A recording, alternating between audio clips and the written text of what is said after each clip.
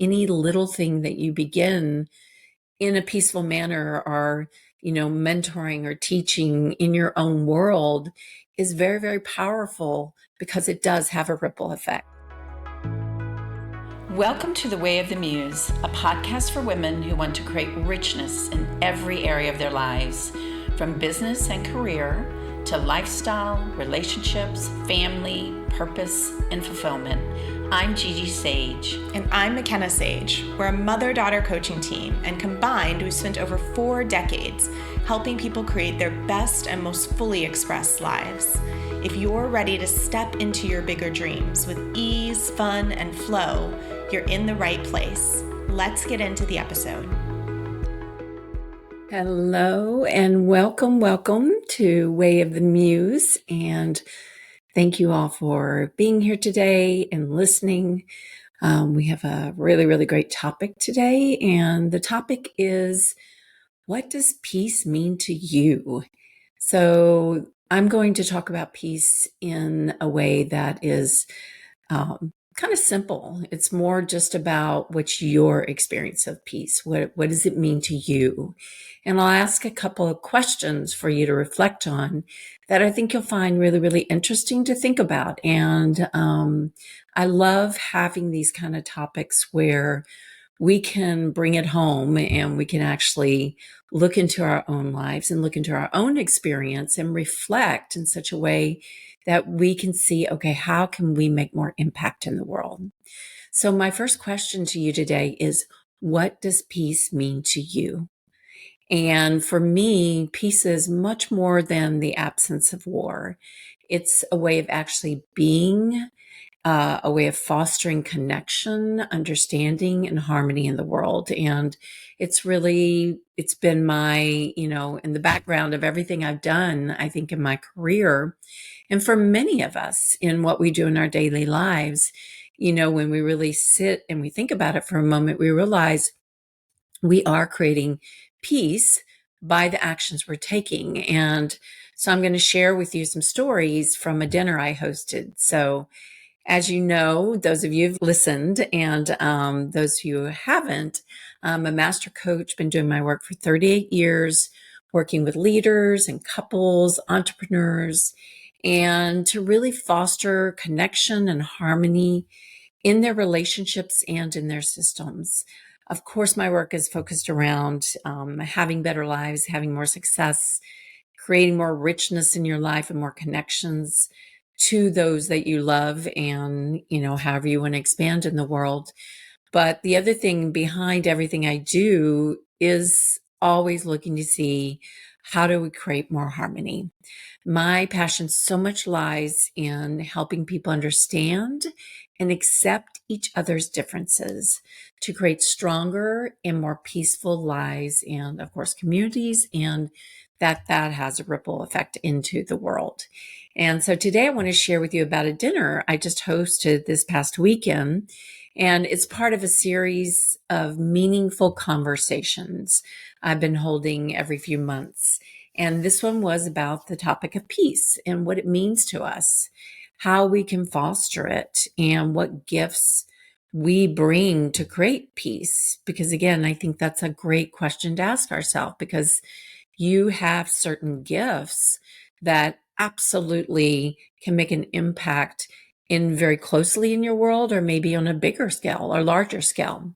One of the reasons I'm curious about this is as I go into, a different phase of my life, a different season, I'm very curious about how I can contribute the skills that I've developed through my career as a communication expert and as a master coach to go into some systems and help in terms of maybe navigating those difficult conversations, those challenging places where there is conflict or there needs some understanding with people, because I love doing that. And I would love to take what I've learned and share it in such a way that makes an impact.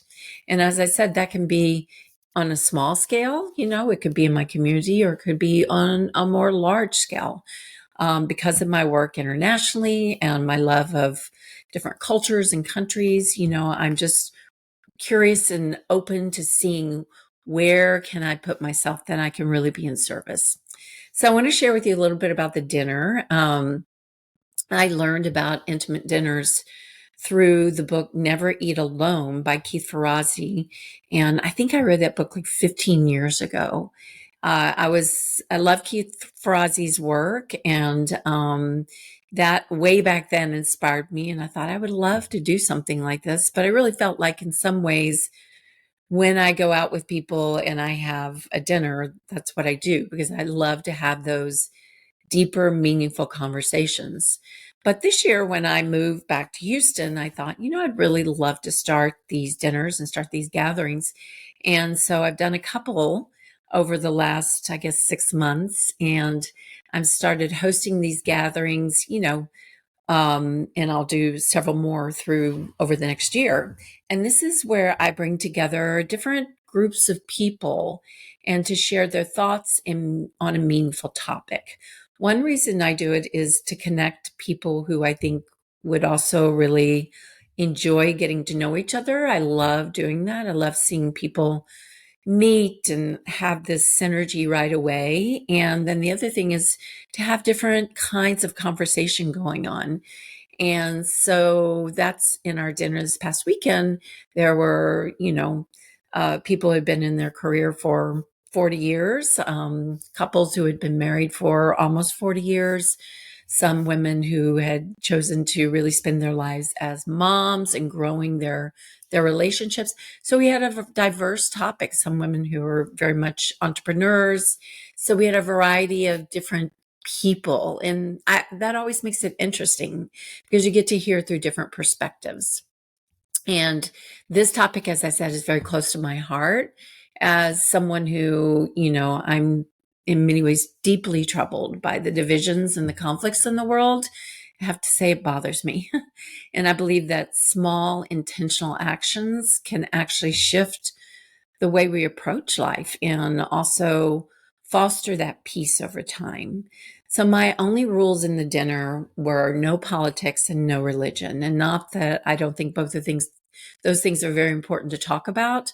But in the dinner, I wanted to make sure we didn't get into a bunch of controversial views where people were fighting to prove their point.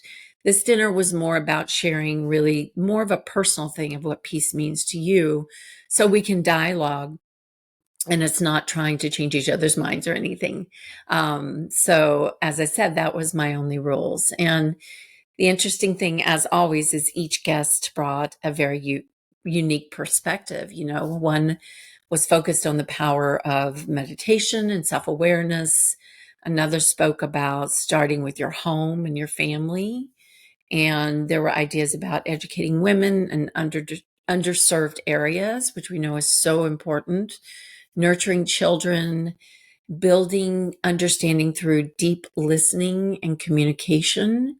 And it was so fun to see how these different ideas wove together into this kind of bigger picture of what peace can mean and how it's so important for each of us to own whatever it is for us and to be taking those actions in our lives daily, no matter how small they are, no matter what. It doesn't have to be on a grand scale. Often I see with people, they want to wait because they feel like they can't do something big. And that's why I wanted to do the podcast on this today. Any little thing that you begin in a peaceful manner or, mentoring or teaching in your own world is very, very powerful because it does have a ripple effect. So for me, my gift lies, like I said, in this kind of deep listening and creating spaces where people feel truly seen or heard. And over the years, I've guided people to understand and accept differences, whether that be in relationships, which was a huge part of my career and something that I'm really going back to because I love that work. I love that deep understanding of teaching couples how to understand that, and men and women, how our differences actually complement each other. And also doing this in businesses, and that has a ripple effect into communities and into our families. And I've seen over my experience in all these years how these small shifts and choosing curiosity over judgment. So curiosity is something I teach, in my mastermind with the women. I teach them curiosity over and over again for them to walk back into the world in their lives, being curious instead of judging, because it's so easy to fall into judgment. And then to practice understanding over resistance. Or I say, today I'm about to go into my mastermind, and we're actually working on the skill of receptivity, which is a very incredible communication skill. And basically what it is learning how to respond instead of react, because it's so easy to react. And when we react, we create resistance, and that doesn't create peace, right? So when you do make these changes, what happens is, like I said, it has this ripple effect into something much larger. And that's the thing for human beings, is in the moment when we're doing things, we don't see or don't sometimes understand our impact and what we're doing and the ripple effect of that into our children, into how our children show up in the world. And so when you really start to look at that, you can see how we show up and what we choose to do and how we choose to be is so incredibly, we have so much power no matter where we sit in the world. So one of the biggest areas, like I said, that I love and I focus on is helping men and women move from that war of the sexes, as they say, to the dance of the sexes. When we stop trying to actually change each other and we really start honoring the differences, because they actually complement each other. And what happens then is we unlock this kind of extraordinary potential, not just in our relationships, but again, in all kinds of systems that we're part of.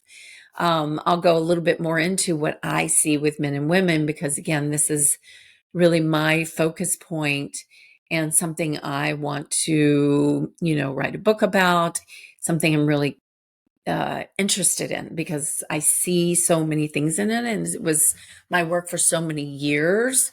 I have a lot of perspectives that I'd love to share, and it's just a way that I see it. Doesn't mean it's the way it is, but when people read or when they listen, it gives them maybe a little bit of a different view, that it does create more harmony in their lives. So I believe that when men and women truly see each other and we honor each other and we support each other in a way that transcends those societal expectations or the outdated roles that we have, that we tap into something really extraordinary. And it's not that one of us is better than the other, and that are fitting into this perfect little box, right?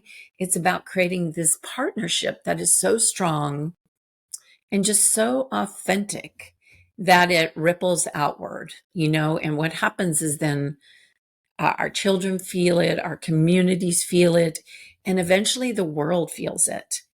I believe that when couples make this conscious decision to see beyond their own relationship, and this is a lot what I teach, to recognize that they actually have a bigger role to play in the world, they can create extraordinary change. And it doesn't have to be, super grand or anything. It can be as simple as becoming a role model for your own children and your grandchildren. And what happens then is they lead by example, and not by preaching, like I said, politics or religion, but by embodying what it means to actually be human. They commit to humanity and all its beautiful diversity, its shapes, its colors, its cultures, and beyond. And for peace to really be possible, here's, for me, what I see is everyone needs a seat at the table.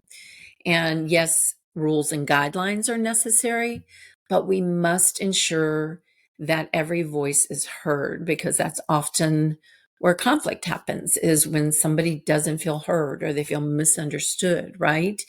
And even if we don't agree with each other, we can strive for understanding and resolution. So we don't have to agree. We just have to see, oh, okay, that's from their perspective what's important, and how do we set up systems that serve what other people see, as long as, again, it's not harming us or harming someone, and finding ways that we can coexist with our differences rather than letting them divide us, which is so much that's happening in the world right now, which we are so capable of creating collaboration and cooperation. And from that place, still having our different views and our different standing. So there was a great story I heard years ago, and I'd love to share it here because it really demonstrates what we can do when everyone has a seat at the table. In 2016, the Colombian president Juan Manuel Santos led peace talks with the FARC guerrilla group, and he went in and he offered them a seat at the table, like I'm talking about, recognizing that their political motivations and addressing underlying causes of conflict. And his very inclusive strategy actually led to historic peace agreement that ended over 50 years of conflict. Can you imagine? And earned Santos actually the Nobel Peace Prize. And President Santos and FARC reached their peace through extensive negotiations. Key points they agreed on including land reform, political participation for former combatants, a commitment to end the conflict, addressing the needs of victims, and tackling illicit drugs. And the comprehensive agreement focused on creating lasting peace and addressing the roots of the causes of the conflict for 50 years. So I was researching it. I was like, but why did the FARC group decide to do that? Like, how did they benefit? And what came out of it was FARC decided to engage in the peace negotiations to transition from armed struggle to political participation. This offered them several benefits. The legitimacy. The agreement allowed FARC to become a legitimate political entity, enabling them to participate in the democratic process. Safety, it actually provided a pathway to disarmament and reintegration into society, reducing the risk of further violence. And social and political goals, they could actually pursue their social and political objectives through nonviolent means now, where before it had been violent for, decades. And then the last one was ending conflict. It offered an end to decades of conflict, fostering stability and peace for their members and communities.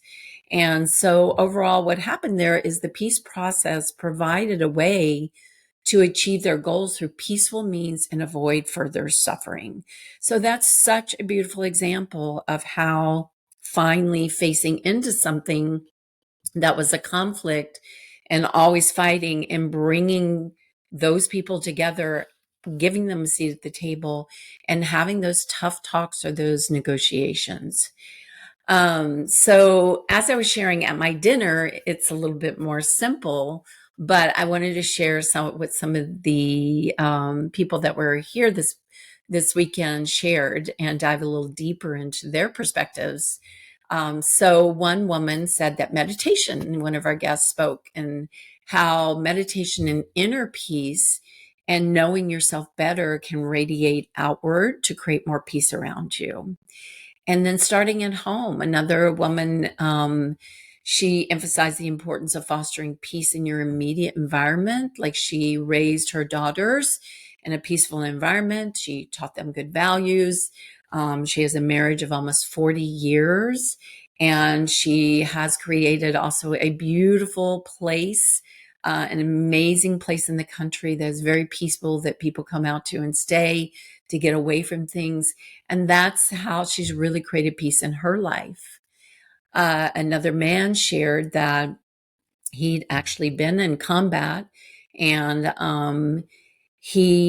a lot of his thing is around peace and conflict resolution. And he said what he really saw is the bottom line is educating women, how educating women in underserved areas could have a transformative impact on our communities, creating opportunities for growth and peace. Another guest focused on nurturing children, giving them tools to navigate life with empathy and understanding.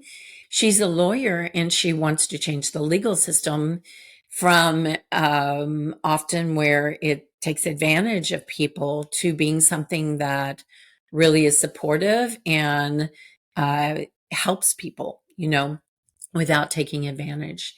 And then another two men that have been in their careers and own their own businesses for 40 years. One had traveled to 72 countries, another to 80 countries, and have seen a lot of the world and understand that by listening and through communication skills, that you build a deeper understanding and you can create peace through that. Another woman, really through just her impact on people, she shared, again, she's a mother and someone that has grown an incredible relationship over the last 40 years and really been the support and empowerment for her partner as he's gone out in the world.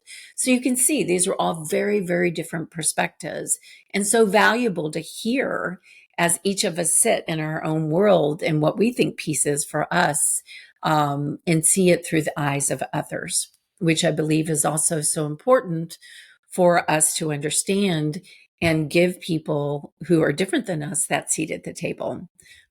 So peace doesn't start, it's funny, by these grand gestures. It can start with small, intentional choices. Like I said, as simple as listening without judgment and creating harmony in your relationships, supporting education, having that empathy and connection in your communities. As you've listened to this today, here are two questions for you to reflect on today.